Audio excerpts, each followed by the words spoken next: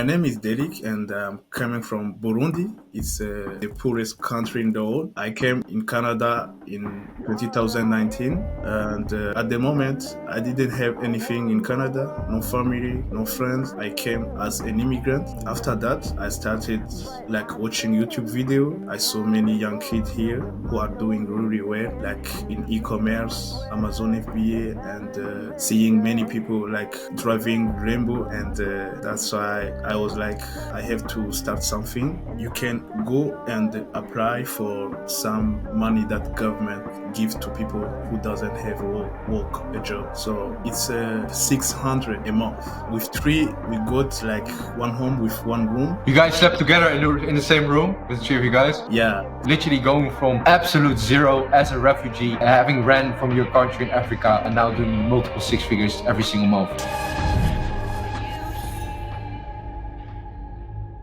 So guys, welcome to another episode of the Winner Circle podcast. Today we have a very special guest in front of me, Delik, from originally from Africa, but now living in Canada, right? Yes. Thank you for coming on, man. Thank you for coming on. I know Delik already for a long time. Okay, we've met. I think in 2023 we met. 2 years ago we met, and I coached him. That's where we started, and him with his partner Francois, also from Africa. He has done over $2 million in lifetime sales by now, and he's doing six figures every single month stably with his e-commerce store. Okay, together with his partners in Africa. But it's a very special story because most guys I speak to are from the Western world. They're from Europe, they're from the United States, or from Asia, and more first world countries. But Delik has a very interesting story because he came from a third world country, and so is his partner, who is not here with us today. But Delik is the owner of the store, and it's very interesting gonna speak to his backstory from where he comes from in Africa all the way to now doing over six figures every single month with his e-commerce store. So without further ado, thank you for coming on, man. Yeah, thank you for having me, Alex. So Delik, you want to tell about yourself, where you're from, what has been your backstory, and how did you actually get to this point of doing six figures every single month? Yeah. My name is Delik, and I'm coming from Burundi. It's the poorest country in the world, the first poorest country in the world. And I came in Canada in 2019, and at the moment I didn't have anything in Canada, no family, no friends. I came as an immigrant, and after I started the life like for the paper, asking the paper and everything, and after that I started like watching YouTube video, and I saw many young kids here who are doing really well, like in e-commerce, Amazon FBA, and seeing many people like driving Rainbow, and I was so inspired, and that's why I was like, I have to start something. But at the beginning, I didn't have money, so I started working two jobs and start saving some money. And after that, I started a cleaning business here in Canada, in Montreal. And it was very, very difficult because I have to do all the work myself. And the business model, I didn't like it because it was a little hard to scale it. And every time I watch some YouTube video, say like when I saw someone doing $100 a month, and me, I was stuck at 10K, and paying all the fees, and also using my time and work all night because the contract was for the retail store. So you have to wait once they close, and you come like at 11 p.m. and you can start working until 6 or 5.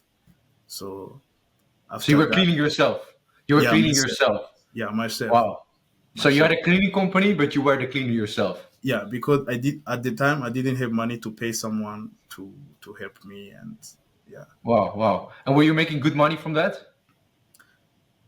it was not bad because with that contract, I managed to save like about $10,000. And after I was like, I have to invest in Ecom and to be geographically free. And yeah, Wow, wow. How did you actually like end up in Canada if you're from what was the country called again? Burundi, It's Burundi. I don't think anyone has heard from it ever. I know a lot of African countries, but I haven't heard the from that. poorest country in It's the world. You can search it in Google and wow, yeah, Burundi. But how did you end up in Canada if you're from Burundi? yeah. Since like I started with searching a school in US, there are some how can I call it? It's the school that are very very cheap. Some many of them are free, and I paid $50, and I get they accept Scholarship? yeah they accepted me, and after for the visa it's very hard when you are coming from a poorest country. We have to falsificate the paper, so that's what I did. And Wow, when I arrived in the embassy, they asked me, "Do you have money to pay?" And I got lucky because they didn't check my bank account; they just checked the paper. So after they give me the visa, and once I arrive in the US, since it's very hard to get the paper there, I go straight to the border with Canada, and I tell the police I just want a Nazir here. They told me if you cross the border, we'll be in jail. I say it's not the problem because in my country, like it's already like hard to live there. wow, Yeah, wow, wow. that's how So it you were happened. willing to go to jail, Yeah, just to live a better life. Wow. exactly. What did they do? They let you in? Like at the border, they have some like Red Cross office there, and Yeah. they put there, and they ask you to give your passport, everything, and after they give you a paper, and you wait 2 days before they bring you to the shelter. The shelter is the house where there are many homeless there, and once you enter without a family or a family member, you have to stay there and waiting for some money of the government to help you for the first day in Canada. So after two Wow. days, they let me enter in the country, and I was living in the shelter with some homeless, and that's how I started my life here. So how old were you? I was 23 at that time. 23, and your family was still living in your country, and then Yeah, you I, were basically an immigrant here, yeah, homeless yeah. in Canada. I was Wow, alone, wow, like no family, no. wow. What made you actually like make that move to go to Canada all the way alone? Actually, you wanted to go to the US, right? But the US was too strict, so you decided to go to Canada. Like, what made you make that actual jump of like, okay, you know what? I'm so done with my life. I want to go there. Like, what made you do that? Quitting my country to US. Yeah, Yeah, yeah. it's a miserable life. It was very very hard to live there because I started some business there and nothing was working, and also the government is not there to help you, and yeah, there is no opportunity like in West country. Yeah, So, that's but how did you even pay for the flight to United States? so. Before I didn't tell you because I I live in the offering. I didn't have like my mother. I lost my mother at Oh five wow. years old, and since 5 years old, I was living in the offering. So it's called SOS. You can search it. You can see it. It's international. It's like a crossroad. You were an orphan. Yeah, and uh, once I get the visa, I told them right now I have a US visa. They were like, no, no, that's not possible because you are too poor to get that visa. How did you do that? And I say I falsificate some paper and I got lucky and they give me it. And Wow. I asked them, can you give me a loan and I will pay it once I start working? Then they give me Wow. they give me 1,500 and I paid the one round trip. I didn't pay the second like to come back just for one round. And Yes. yeah, You, and you, once you bought a one-way ticket. You bought a yeah, one-way one ticket. way, yeah. And once I started working in Canada and I started paying. But why did you want to go to like United States, Canada? Why didn't you want to go to Europe, for example, or Asia? Um, I, I, I, I tried, but in Europe it's difficult because they verify your bank account. It's not like hmm, the US or yeah, because the US the interview lasts like 1 minute or two. They give you or they refuse you. Like it's the first impression you give them. But hmm. in Europe, they verify a lot of things. Yeah, Wow. So then you are in a shelter, an immigrant shelter, basically of refugee shelter. I would almost call it, right? It's a yeah. refugee shelter in Canada. You basically did you could you speak English? No, So you couldn't speak English. You were speaking. but it was in Montreal. They speak French, so You speak that time, French. yeah, I speak French. Yeah, You speak French. Okay, so you were a little bit lucky. Okay, that's why you yeah, probably went to Canada as yeah. well. They speak French there. I mean, that's a good thing because I don't think in Canada, in the United States, anyone speaks French. So from there, you spoke French. You could speak basic language. Like, how did you get out of that refugee shelter? Um, you started working somewhere. You went into your cleaning company right away. How did you even get to that point? Yeah. Once I get to the shelter, you have to wait like to get the first paper. It's called the brown paper. They give you like as an identity card.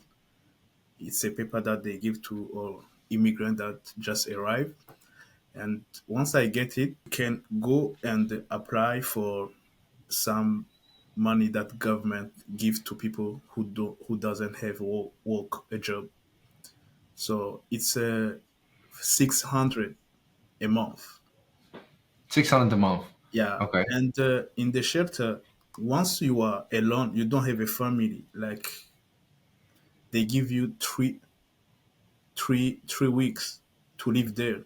After 3 weeks, they tell you now we give you 600 a month, so you can go and let the place to Yeah. other people because there are Yeah. less Yeah. people on the border, so you have to pass and go. Yeah. Yeah. Yeah, They and only give you 3 weeks to stay 3 there, weeks. and then you have to live your own with 600 Yeah, bucks. I try to explain them that even a studio, a small house, it's cost like 700.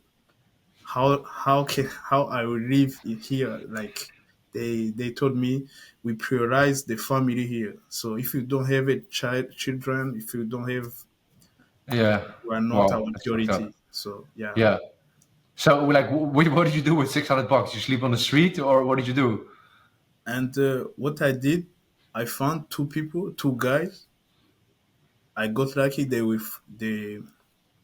are from Burundi, and Ah, they are two cousins. And I asked them, "Can I join you? Because I only have 600 a month, so I can't take a home like a studio like myself alone." And they were like, "We don't know you, but let's try." So with three, we got like one studio, like one home with one room, and I you guys started. slept together in the same Yeah, room with the three of you yeah, guys? with three No guys. privacy. No Yeah, privacy. three guys, and The funny story about that is the guy with that house. It's no, it was very a dirty house, and we didn't sign the contract because we wanted to change because we had some other better solution. And once he find that we don't want to sign the contract, he told us you have to leave today. He took all our things and he put it outside. And since we didn't know the rules here in Canada, and we were like, okay, so what can I do? And after some of the cousins, he had some of his friend here, and one of his friend, he let us live in his home for 1 week, and in that 1 weeks, we were searching other houses, and after we found one house near from the one we found before, we didn't have money to put the bed, the tree, other things, and Yeah. I had to put it on my head.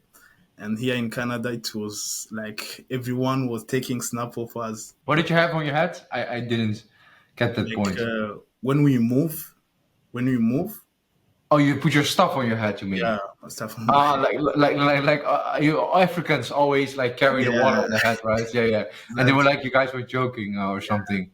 And some Wow. people were taking snap of us, like filming Yeah. us, and they were like, "Yeah, we are doing like in your country, eh?" We are And then you guys start to sleep on the floor in that house or something. yeah, This is all 2019 still. This is all 2019. yeah, 19. Like the first 2 months, like July and August. So from there, how did you make your first money?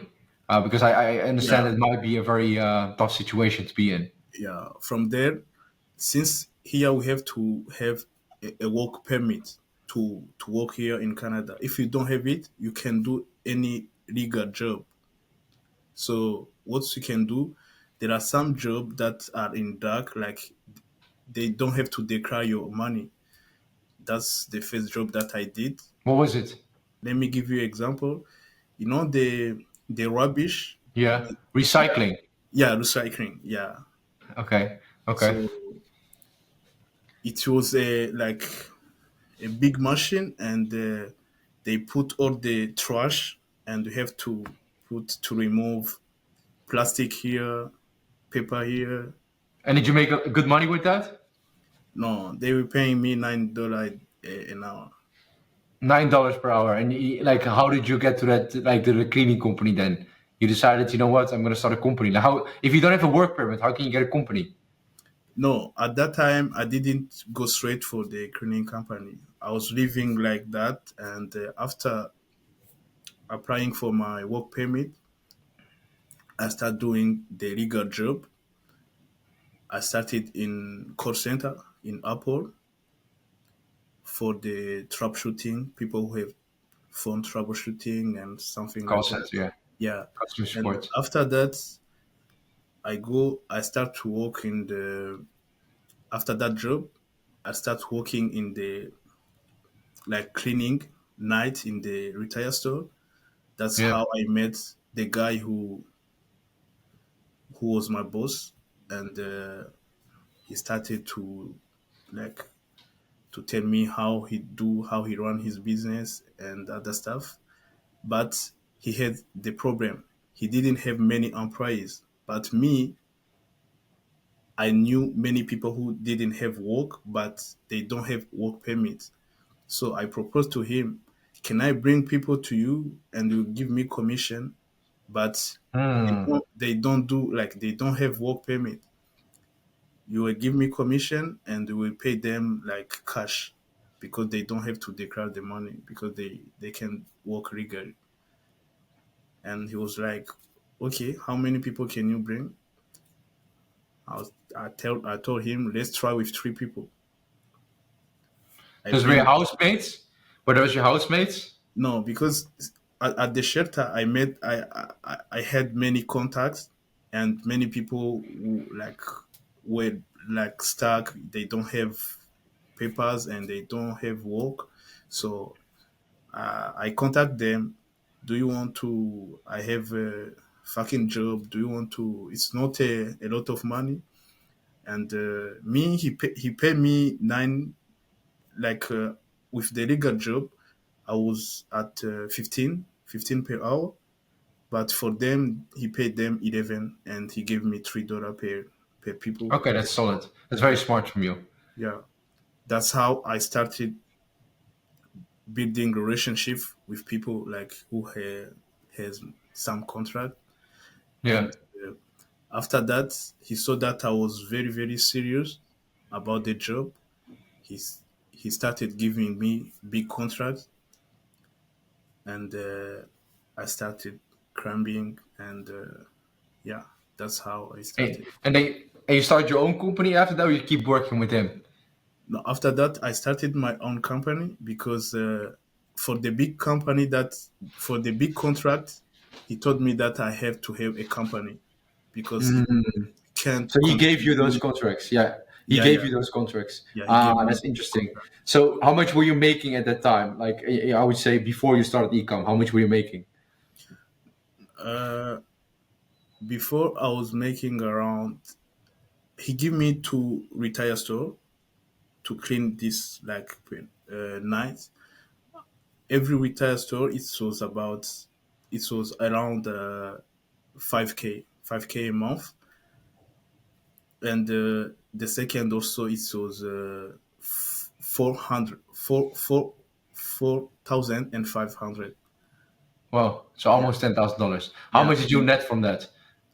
How much The did net you for like? that, yeah, it was 4k the net after that, 4k a month. Well, so I mean, decent money. So how did you then roll into ecom? Like, because you're making pretty decent money with your cleaning company, but obviously you were working very hard yourself. How did you get into ecom? Yeah, Or like, did you get into ecom right away? yeah. For the ecom, it's what I told you before. I was like, I was every time I was on YouTube watching like video of young men doing driving Ferrari, driving Lamborghini, and I was like, me, I'm struggling a lot more than them, but I don't have what they have. Like Yeah, exactly. something is missing. Like maybe I have to think different, or my vehicle is not the right one. And every video I see is people, it's a guy who work only 2 hours a day, or 1 hour, or 3 hours. He have a team, Yeah, and I me, think that was yeah, that was the peak. That was the peak yeah, at like dropship guru, ex- lifestyle guys, ex- Lambo. I only work half an hour a day. Bali, yeah, digital nomad shit. Yeah, yeah, yeah. exactly. And it's that time, and I was like, me to be able to have like 4k a month net profit all night. I work all night like Yeah, 11 24/7. to 6, and like it was really really hard. So I decided to start like interested in ecom, and after that I saw Luke Berman, and Mhm. that's where I saw you in the Capital Club. Ah, Yeah, and I was like, I think that at that time you were like 18 or something like that. I was 19. I was 19. Yeah. Yeah, 18. And I saw you like on the presentation, like how you did 3 million, something like that, and it really, you really inspired me, and I was like, if I can get the contact, and at that time I don't think you didn't have a coaching program. Not really. No. Yeah, not really. I was just people DMing me. I Yeah, was like, okay, DME. Yeah, yeah. yeah. And I was scrolling on IG and I saw like your post. I'm going to take one or two people, and first come first serve. I was like, I don't have to miss that. Let's And go. yeah, And you invested that money you made from your cleaning company into my mentorship. I obviously know, but did you already have experience with ecom like when you started?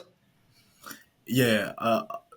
A little experience, but not a lot because I started with Amazon FBA with the it's like the same method, but what I didn't like with Amazon FBA is you have to have a stock to start and everything. But after I started one store with Shopify and it didn't excel well, that's where I decided to invest in your Yeah, I know. I know. That was with you joining. We were first students from Africa, so yeah. it was crazy for me as well. Like first taking a student from, and I wasn't coaching as many students back then. I was only coaching a couple. I was very busy myself, and I was just doing everything myself. So it was I had to put full attention on actually getting success stories like you guys. But like from that point, you joined in. I assume it didn't go well right away. Or how did that journey go from the moment you joined? You started to do pick up your revenue. How did it go? Yeah, after we joined, we were stuck at I had an experience where we go up to 1K a day, and after everything dropped, and that's where we explained to you like our really problem. And at that time, we were stuck with some Facebook bans, and you you give us some solution about the agency guy and everything, and Yeah, we started scaling slowly in the Netherlands market. And after that, I think doing 1K was like our baseline. baseline. And we start really like growing step by step. Wow. Well, so when was this? This is 2023, right? 2023 2023, you were doing $1,000 per day at least, at least. correct? But the problem with, at that time, like the like question that you ask us, do you really want to be a dropshipper, or do you really want to build a really brand? Because when if you want to build a really brand, you have to know what you are selling and invest in quality. Because if you don't have customer who return and everything, so at that time we start at 1K because I didn't like with the product we were selling at that time.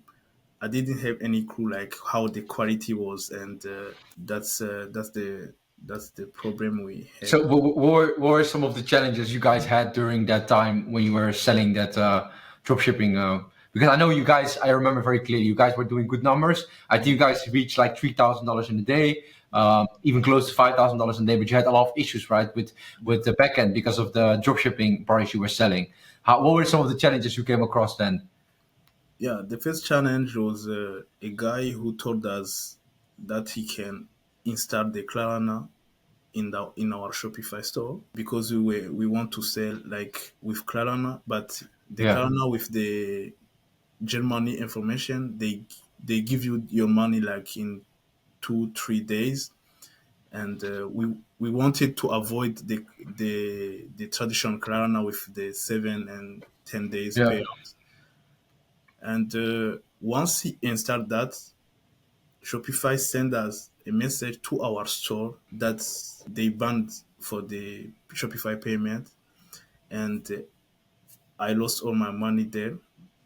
Well, how much was it, if I can ask?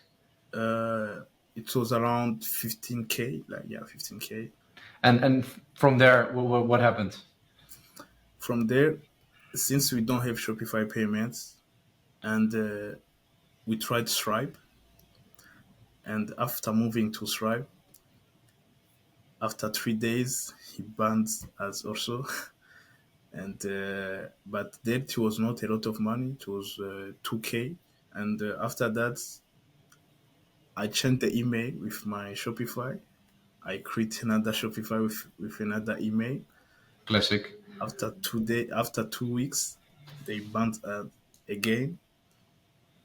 And after that, I was like, I can't even pay my Amex card. I can like it was very hard. I tried to explain to my supplier the problem. He was like, I don't give a fuck. You have to pay me. And Yeah.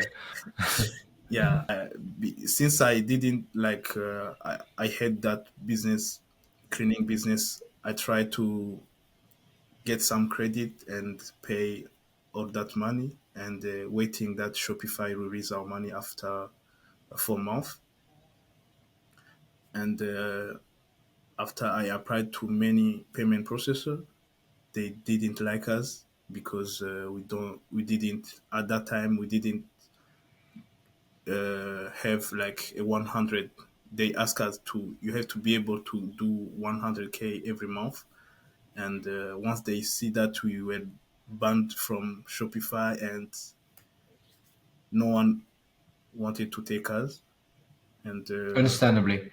yeah, and after I applied for AOLX with a nominee, that's how we came back in the game and start doing everything we told us before. Like we have to control quality, we have to like Yeah, doing the right way. the right Exactly. way. And I inject a lot of money like in stocks, customizing everything, and really like it was like starting at zero, like but the right way. That's how. And how much, like, were you still working your cleaning job at the same time right now? Yeah, at the same time. So when did you actually start quitting your cleaning job to go on ecom? Uh, last year, in June. Yeah, last year in June. So how much were you doing then when you started to quit? Like, were you making enough money then? Yeah, yeah. I was doing 6 or 7K a day, but the problem with that, our brand have some seasonality issue, and at that time I didn't like really do well like about you have to know your seasonality of your product, how you can Yeah, adapt everything. Yeah. you thought that the line was gonna go up forever. That's what you thought, Yeah, right? exactly. So once I quit, and this summer, like I was doing really well, and after that the revenue dropped, and that's how I started to see like what how can I adapt and to survive all this season. Yeah, but it's a good like experience. Well, and then from there, like, how did the journey go to now doing six figures stably every single month? Did you like start to do dropshipping products? Did you transition to a brand? What were you selling? Like, I don't have to name the product, but like, what kind of strategy did you use? Yeah, like it's the basics, like ship the right product, and like doing really good ads about, and after try to give the best experience with the customer, because our returning customer went really like it went up, and at the time we didn't use any email, but after starting using it, like everything changed and our profit also went up. So, what niche were you guys selling in? Do you It's want to share a web being niche, like the what? Sorry, the what? it's it's a web being, like it's like a healthy, Well-being. Yeah, yeah. Oh, yeah, yeah, it's not, well-being. Yeah, yeah. yeah, yeah, and our products, it's a product that people can come like at least three three times a year at least. And you guys are still selling that right now? Yeah, yeah, we're still selling that. So, so right now you guys are doing six figures. Obviously, is between 100 and $999,000 per month. So, are you guys? Which range are you guys doing it per month right now? Right now it's around 150K to 250K. 150 to 250K. So like that's a pretty, bro. I'm not gonna lie. That's I have tremendous respect for that. First of all, because it's a crazy journey. Literally going from absolute zero as a refugee, having ran from your country in Africa, and now doing multiple six figures every single month. That's tremendous respect. Because obviously, look, I have done pretty well. A lot of my students have done pretty well. You're obviously one of the students, but I have extra respect for what you've done because your background. Because most of my students they come from a a Western country, from a first world country where they have Wi-Fi, they have unlimited food, unlimited access to the internet, they have a stable home, everything is stable, and you've done it with a very unstable environment. And you came from the absolute zero and still made it happen. And I have extra respect for that. So I gotta say that right here, man. So very much congratulations on your success, man. What has been your biggest lessons throughout this journey, going from absolute zero, from a broke African guy to now here? Like, what has been your biggest lessons throughout your journey? Can be anything: Yeah, ecom, business, mindset. I would say never give up, because if someone has done it, you can also do it. You have to learn every time. Like, don't think you know everything, and there is always someone who already know what you are looking for. If you can pay them or ask them, do it. It will help you to go fast. Wow, that's true. A lot of times, like I think you have, like, once you joined my coaching program, you've been like learning my strategies, has had probably had endless ROI on what you're doing right now, because you were following the wrong strategies, you were doing it very much the wrong way, very unsustainable as well. So that's a great decision. I agree with that. What's really changed was like the mindset that you were like, don't come to me and ask me like, what is that thing?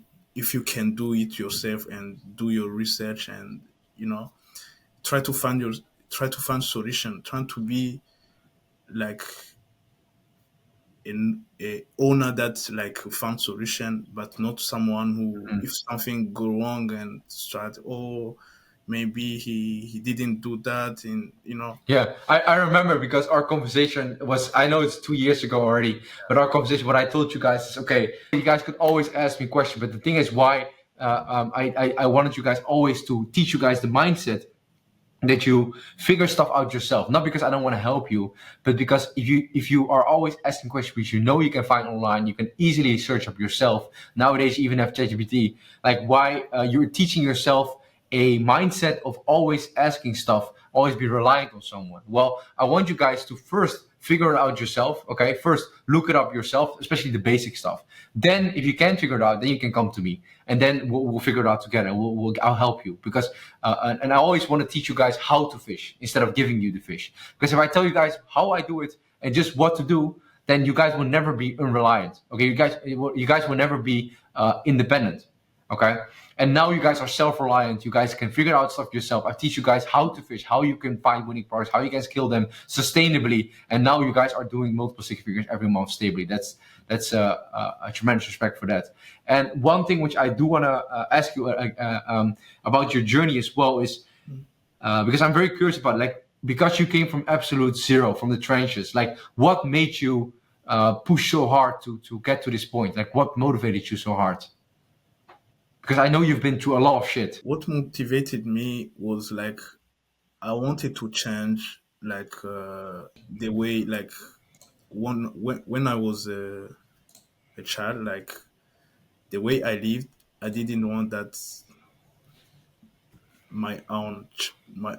children live like the same way I live, you know, because I grew up in orphanage, and I didn't like how the thing goes, and growing up without money and everything, and also my family.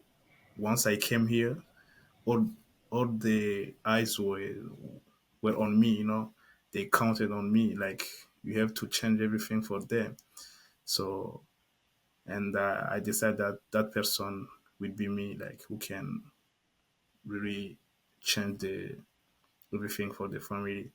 That's why, no matter what, even if I like all the challenge, I was like, one day I will make it happen. So that's why I continue to push. I think you're the perfect example of someone who's the alternative hurts more than giving up. So Yeah. you cannot give up. Because if you go back to your broke life, it's something which you cannot. And I think that's a perfect motivator. It's a very strong motivator. That the alternative is so painful that you have to keep going. And I think that's one thing which most viewers, and I did for myself as well. Because the thing is, if we objectively think about it, most people, like I don't think it's the same for you, but all of us Western people, like worst case scenario, we still have food on the table, we still have money, we still have maybe a little bit of money. We can always have a dinner. We can go to our parents. We can go sleep. Always have a roof over our head. But for you, it wasn't the case. But for everyone who's watching, you can brainwash yourself into believing your current scenario is a lot worse. It's very, very, very bad. And I think that that's required, because if you believe that your current situation is fine and it's good, then you don't have enough motivation. You don't have enough fire to have go for a better life, achieve more in your life. And I think with you was in real life, alternative hurt a lot. But I think for the viewers who are watching, they can brainwash themselves into believing that your current circumstances are very bad, because then you will don't want it anymore. You will have better life. Okay, so that's I think that's a great lesson in there from what you're saying. Um, for the beginners who are watching, what tips do you have? What advice would you give to someone who was in your position 2 to 3 years ago? Where they also stuck at a certain level, or they're working at their job right now, they're going to school, they're going to university, they're living their normal life, and it's just they don't want it anymore, they want something else. Like, what would you tell to that person? Yeah, especially if they are here in, let's say, Canada or America, I would say, or in Europe, if you can get job, go get job, and if you can get two, go get two job and save money, and after that, invest in yourself and start a business if you really want to change your life and take action. That's what really matter. More even if you have motivation, or I don't know if something had happened in your life, what will change? Nothing will change if you don't take action. So that's what I would say. I completely agree, man. So what would you say to the guys who are now struggling in ecom at a certain level? They're stuck somewhere. Like, what would you tell them? How did you break through your first initial testing phase? How did you actually get to that point? Because I think that's the hardest phase of all, getting through that initial from 0 to 500 to 1K a day. Like, what would you tell that person who is now in that phase of trying to break out? I would say go detached with your emotions and really look on your data and take action based on your data, because many people like me, when I was starting, I have something in my head, I want to do that, I want to do that, but the market doesn't want that. So you have to be driven with the data, and if you really listen to the data, everything will change, because we know if people don't come to your side, or if the people come and they can buy, you will know if it's your offer or your price. But if they don't come to your side, you know it's your creative. You have to change something, because and your data will tell you everything, and we have to adjust that. That's also okay. Yeah, so maybe can you share some free game about ecom? How you guys are being able to do 150 to $250,000 every single month? Like, what makes you guys so successful there in ecom and being able to do these stable numbers? What has made the change for you guys? Because I know you guys have struggled a lot in Yeah, the past. So what has made the change for you guys to do these numbers? I would say once you find your first winner, try to customize and to be different with others, because when you are still a little on the market, they can come another dropshipper and maybe steal your, because no one, like, there are not many people who know you.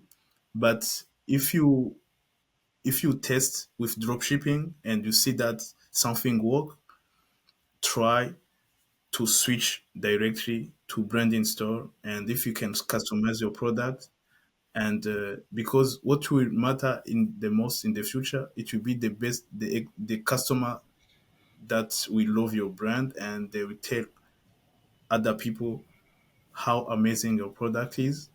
That's what really happened to us once we switched. Like, once I started 2.0 and customized everything, even the doctor comes to the comment on Phoebe to tell my patient uh, try this product and the results are amazing, and based on that, you have a returning customer really high, and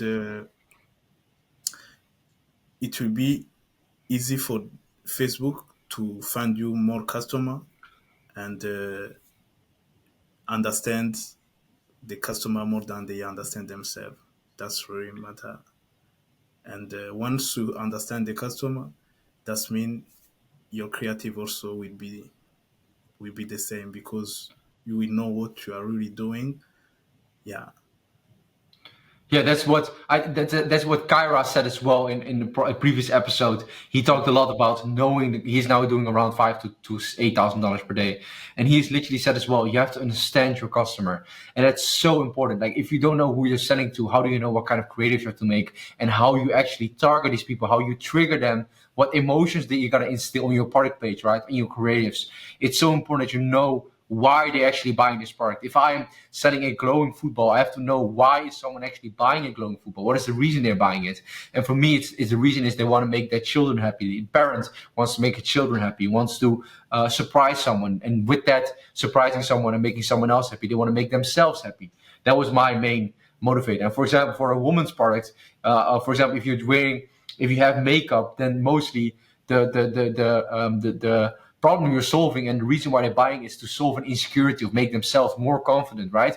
Make them look nicer to men, make them look nicer to their friends. And I think that's a very powerful motivator. And I think one thing which you said in there, which is very important, the main thing which you said in there, which is very important, is regarding going from dropshipping store to a brand, because that's the first thing we teach within the winner circle as well. Is that your goal should never be just to start a random dropshipping store and run it up forever, because you're going to get a lot of issues. You experience it firsthand. You're going to get the holds. You're going to get payment processing problems. You're going to get Facebook problems, and it's very unsustainable because you get a lot of chargeback because your product is shit. You're doing short-term stuff. Also, everyone can just copy you endlessly, right? Because what you're doing, if you're just selling anything, a dropship product which everyone can sell, literally you have a lot of people who are also going to sell it, and you have nothing to differentiate, right? You have the exact same price everyone else is selling, and everyone can just enter the market and outcompete you. And the only thing you will be competing on is price. And what you're saying in there is what I told you guys back then as well, and what we're teaching every student within the winner circle is once you've got a winner, and we do it on a brand and dropshipping way, we immediately transition into a long-term brand, because that's the only way where you can do stable numbers and you can do big numbers without like having competition copy you every single time, because you always be steps ahead. And I always saw dropshipping and banner dropshipping as just a building block. It's just a testing method to find a winner. And after that, you want to go into your own brand as soon as possible. And that's what you guys have done. So that's beautiful. yeah, exactly. So, Delik, maybe some last piece of advice for the viewers who are watching. One thing, if there's one thing which they have to know to succeed in e-commerce, what is that one piece of advice you would give your 23-year-old self who is basically at zero and wants to start e-com right now? I would say like take action, test product, and once you find your winner and you see like a long potential in the product, transition as soon as possible into a brand. And at the beginning, you will feel stuck, like it will be slow. Maybe you will even think to quit.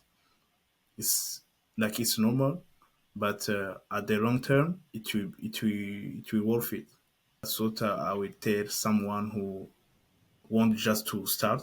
And for other people who are stuck like at 10K a month or 20K a month or everything like that, I will advise them to like try to understand more your customer, and things will change. Let's go, man. Delik literally from absolute zero to over $250,000 per month with his e-commerce store.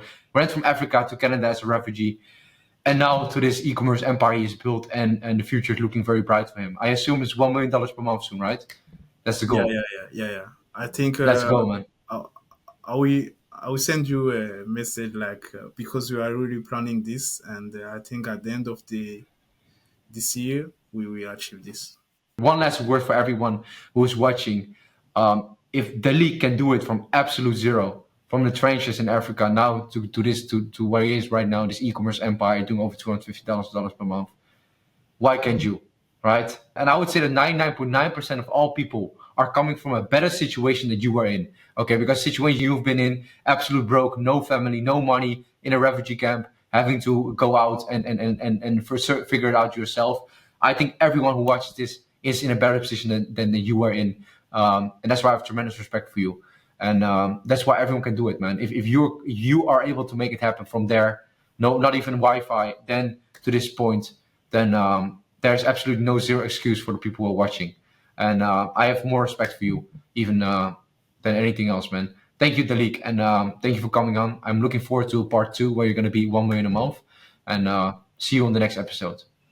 Thank you for having me. Thank you for your time. I hope that next time it will be 1 million. Thank you everyone for watching. See you guys on the next episode. Ciao.